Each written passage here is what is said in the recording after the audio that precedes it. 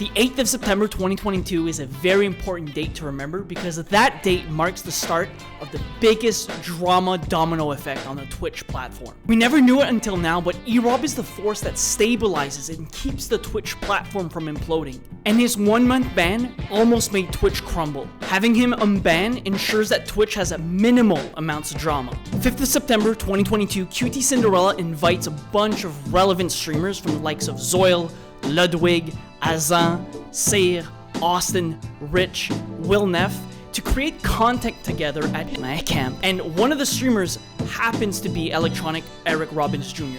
The next day on September 6th, it's Erob's turn to stream, and he attempted to do a fishing stream with Zoil, but minutes after boarding the canoe, Big Oinky obviously tips over the canoe, and the rest of that stream is dedicated to finding Erob's iPhone.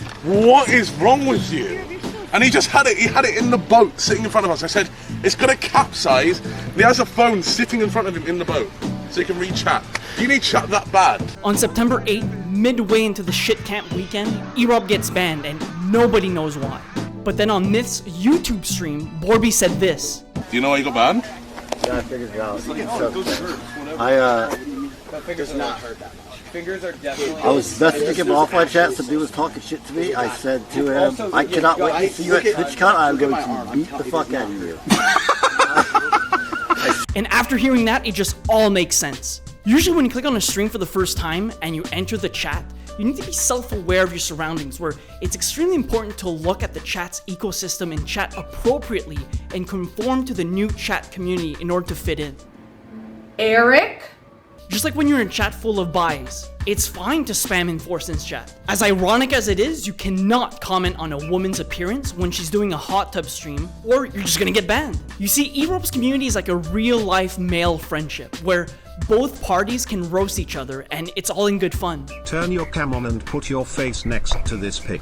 You even have the same color shirt, skull.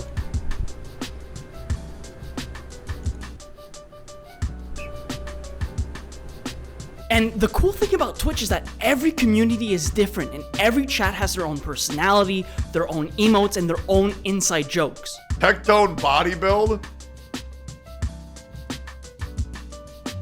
I mean, yeah.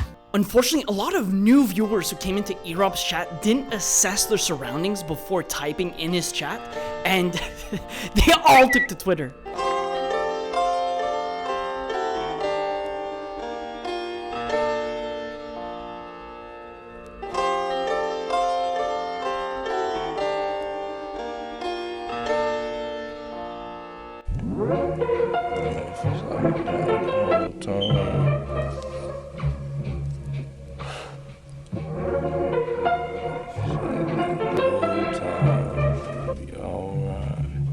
We're gonna hash L but that tire, I think his back left tire is, he did hit something. Look at that, more sparks flying. Not sure if it's coming from the wheel well or if it's coming from that equipment. But something is making... Just failing to understand that it's a mutual agreement between him and his chat to roast each other. So obviously they mass reported Erob's stream for being toxic, and Twitch decided to ban Erob because of a chat message he said in offline chat. Ooh, what is that message, you ask? Look, on Twitch, there's no denying that there are notoriously annoying chatters from the likes of Corrections, Wires, Postureless Hobo, and Lun PHS. Lun just types the same 3 lines in the chat, and he never types any emotes, and he just ruins the flow of the chat room. Look at this fucking loser. Look at this loser.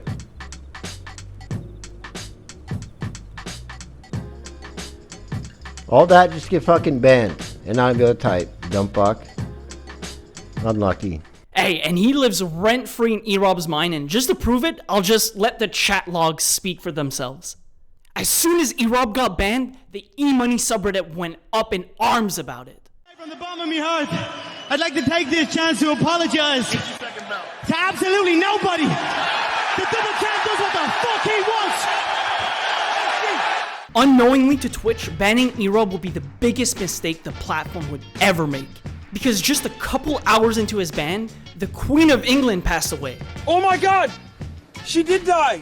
No, she didn't. The royal family's official Twitter account said the queen died peacefully. Moments after, XQC broadcasts his messy breakup with Adept to hundreds and thousands of people, where both of them are kind of battling it out live on stream like it's a divorce court. I can't do this with you anymore. You are not a victim here. You have never been a victim here. I'm done speaking with you. You are not a victim. Stop victimizing yourself. I'm sorry. And honestly, for the next 2 weeks, their drama just pollutes the live stream fails Reddit. But the TLDR is that they had an on-again, off-again relationship. And honestly, I think Forsen has the best reaction to all of this XQC drama. I don't even know what's going on. Then, on September 17th, completely out of left field, the biggest Twitch drama story comes to light. One of Slicker's Twitch subscribers called Michael P fires up OBS and he talks about how Slicker DM'd him asking him for some money and he never paid him back. And on his stream, he just expressed the fact that Slicker kind of abuses entertainer influence, where he explained that Slicker would prey on one of his loyal subscribers who would be parasocial enough to lend him money. Someone from his chat posted a clip from Michael P's stream onto the LSF subreddit, and it got over 21,000 upvotes in less than 24 hours. And just like that, a bunch of other Slicker subscribers and mods join his chat, and they say that they've had the same DM from Slicker begging them for money. This is God Faraz in chat, who gave him over $7,000. $7,000, guys. He swindled God Faraz, who is a nice guy from chat, for $7,000. FTK, one of Slicker's Twitch mods, went live talking about how a bunch of people contacted him regarding Slicker owing them money. And we get more and more DMs about Slicker's behavior that he even unmodded himself because he didn't want to be associated with him begging people for money. At one point, 13 people DM'd me. They're saying, you know, Slicker hacked, Slicker hacked, Slicker hacked. I was like, whoa, what the fuck? Is he actually hacked? I went and he's not hacked. Like, am I insane? One of the people told me. And he told me that, you know, he asked for a loan and stuff. And then suddenly streamer over streamer over streamer. And then suddenly big streamers came in.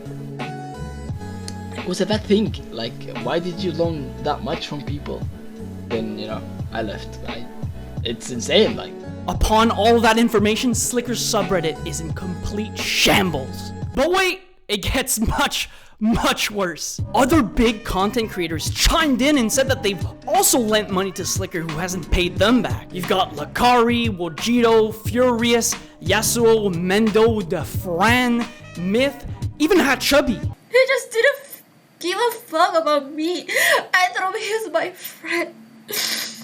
It was estimated that he borrowed around $300,000 from his online peers, where the three biggest victims from all of this were lukeafk. He's a big YouTube Omegle streamer who lent him $27,360. At second place, we got Harris OTG, and he's a Twitch subscriber, and he lent over 30,000 pounds, not dollars, pounds. And his biggest lender was Trainwrecks, and he lent him around $100,000.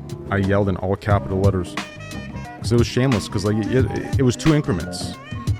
Like you know, what I mean, like he came to me at first. He's like, "Yo, bro, like you know, I'm in a bad place. Can you consolidate my debt and just you know, take it all and give me a big lump sum?" I'm like, "Listen, bro, I'll do better. I'll just give you a lump sum, pay it all off as a gift." And that first one was like, I don't know, 45K, I think, 50K, 45K, I believe. 2 months later, same story. And so a lot of people were asking, why does he need all of that money? What is it for? Well, every time Slicker begged for money, he always said that he was locked out of his bank. Or he said that his credit card got hacked. Or he would even say that his bank account got closed. Hey, I just recently got into some fucking thing with my bank. They locked it, but it shouldn't be for long. It should be for like a week or something.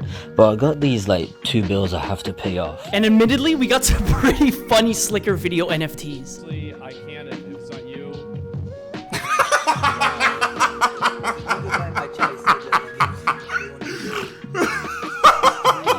You got him to put a shoe on his head.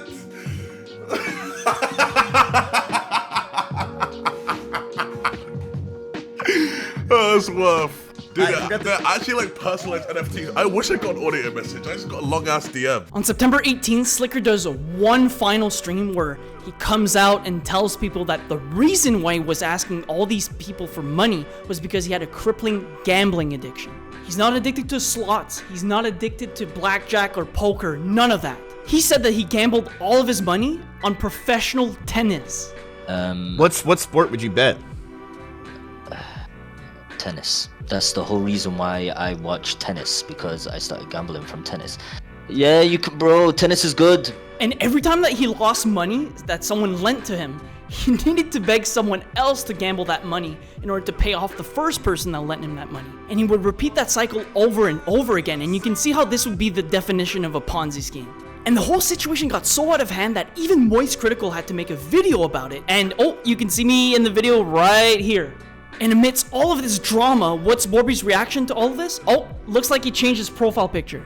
Once Sliker went live to address the situation, Mizkif pulls a Russell and he invites himself to the drama, and he invited Sliker and Azan into a call, and just to understand what was going on, just to make sure that he wasn't suicidal, and just to get a better understanding of the severity of the drama. How much do you think the total I don't think of it like that. It's too hard to think of. I don't care that you don't think of it like that. I am 300k plus. Mizkif appointed his head mod Wajito to set up a Discord with all the people who were victim to Sliker's gambling addiction scheme, and XQC also joined the Discord in order to help them pay them back.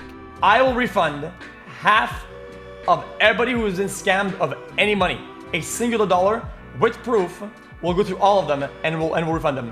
Oh, what's Aiden Ross, aka the leader of the W community's genuine reaction to all of this? What's a forsen, chat? Forsen. What the fuck is a forsen? Okay. Someone said I'm on forsen side. Later on into that same stream, Mizkif invited Pokimane and Devin Nash into the call, and they all had a chat about their negative stance towards gambling and how it shouldn't be promoted on Twitch. And it even got to a point where, to show their dissatisfaction to Twitch promoting gambling on their website, that they would all band together in order to boycott streaming so it can hurt Twitch financially until they remove gambling from the website. If someone said, Miz, sign this right now and we're going to not stream for a whole week, I would say, can we do longer? I would totally be down. I'd say, look, I'll take someone else's time too. Surely Mizkif wanting to take more than a week off wouldn't come to reality. Train kind of pointed out that instead of helping out Sliker, Mizkif was kind of saying, hey Twitch, look at this horrible case of gambling addiction that took place on your website, Twitch, which means it must be removed from the platform, right? I know you were gambling before Twitch and all that stuff. I really just hope Twitch fucking bans gambling. Like, you are one lucky motherfucker, Sliker, you really are. And I know this, literally people were messaging me who you and I used to hang out with 3 or 4 years ago, saying that they don't have the resources that you have, because you know, and they lost everything from gambling online and fucking streamings and stuff like that, watching creators. I just hope someone does something about this. Mizkif reacts to Train's tweet by bringing up something completely irrelevant from the topic from Train's past. Hey, and Train does the same thing by dragging Crazyslick into the conversation. Call an ambulance! Call an ambulance! But not for me. Not Sliker, the guy that we've been talking about, but another guy with Slick in his name called Crazyslick. And he's Mizkif's best friend, and he's one of his roommates in his Austin, Texas mansion. And before I get into this new drama, I just want to preface and say that all the following info isn't speculated by me, right? I'm just paraphrasing different news articles where allegedly, the night of an OnlyFans girl's birthday party in January of 2020, a couple of people at the party said that Crazyslick was being a little bit too handsy with Adrianahlee, who was passed out drunk at the time. And a couple of months later, on John Zerka's stream, the OnlyFans model, the one that had the birthday party, said this. Like really cursed me out. Jake's awesome. No, yeah, well, a lot of people have said things about him to me, like in private, and it's made me very uncomfortable, and I've told him to his face, and I feel like he's really creepy, so I don't want to hang out with him at all or be around him. Adrianahlee issued a twitlonger the next day explaining her side of the story, but the thing is that apparently Mizkif and Maya were proofreading the twitlonger to make sure that it doesn't make Crazyslick look too bad by specifying that he didn't S.A. her. Adrianahlee goes live to over 10,000 viewers and explained that ever since that incident in January of 2020, she's been excluded from parties, events, collabs. And the live stream fails Reddit blows up this story. But then on Twitter, a bunch of other female Twitch streamers come forward about Crazyslick sending them horrible direct messages. Amidst all of this drama, Crazyslick posts a tweet that he deletes after a couple of minutes just because of all the amount of backlash that he got from it. And then Maya goes live and apologizes about the misunderstanding where back in 2020, she just thought that Adriana was weirded out by Crazyslick. But now that Train brought up the drama again, and there's been more and more people coming forwards about that situation, saying yes, he did try to put his hands on her while she was passed out. So Maya just apologized about, the whole misunderstanding. While the Crazyslick story was unfolding, Asmongold was streaming on his alt, and we got one of the best Asmongold clips ever. I fucking hate you. I hope you die. I hope you fucking die. Unfortunately, after hearing all of this drama domino effect happening, Minx turns on her stream and has an absolute manic episode with a purple dye bottle. Mizkif takes a break from streaming and posts a twit longer saying how he downplayed the SA because Crazyslick was one of his best friends and he didn't want to hurt his brand and his reputation. And then after that, Ice Poseidon tries to be relevant again by inserting himself into the drama by posting his DM with Mizkif back in 2018, trying to make him look even worse during this whole SA allegations. Mizkif gets kicked out from the org that he helped create from the ground up, and even the OTK PR team said that they're conducting a third-party investigation on him. And Erob's honest reaction to all this drama is him beating Clint's fantasy football team. On the 20th of September 2022, Twitch issued a statement saying that they're banning gambling sites that include slots, roulette, or dice games, where they would mention sites from the likes of Stake, Dual Bits, and when taking a look at all the replies on that tweet, it appears that Grosscore is a member of the CLM movement. Unironically though, the Bat Chess guy, Johnny Carwash, makes a good point. Yes, Twitch has stopped the majority of the problem on Twitch, where they're banning mind-numbingly dull streams of watching JPEGs fall down onto your screen. But the thing is you can't remove gambling from the website because there's still sports betting and esports betting, which is estimated to be an $83 billion industry. Sports betting is a ginormous player. It's incredibly big.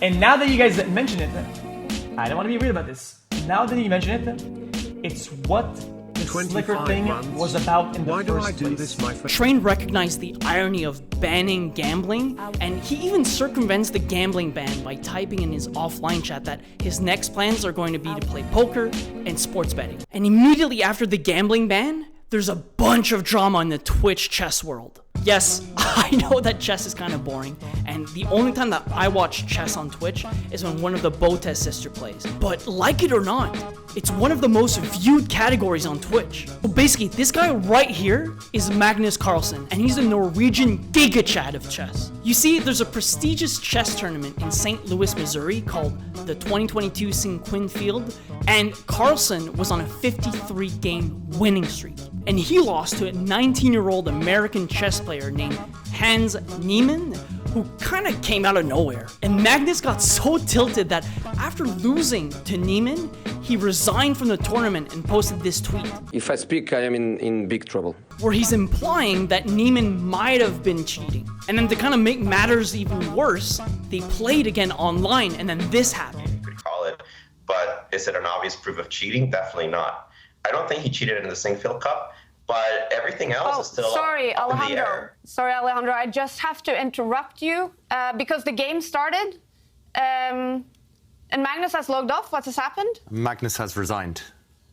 Magnus has resigned the game against Hans Niemann. And now the chess community is completely split to know if he did cheat or if he didn't. And even Elon Musk tweeted about it, saying that he might have cheated with a buzzing contraction. And since then, every match that he plays, he gets scanned very carefully. And still to this day, we still don't know if he's hacking or not at chess. Amidst all of this chaos, Erob finally gets unbanned on the 15th of October. Oh, and on a side note, Twitch, I recorded the offline chat reaction when he got unbanned, and it forced me to refollow Erob. And honestly, that kinda sucks because I lost my 2019 followage.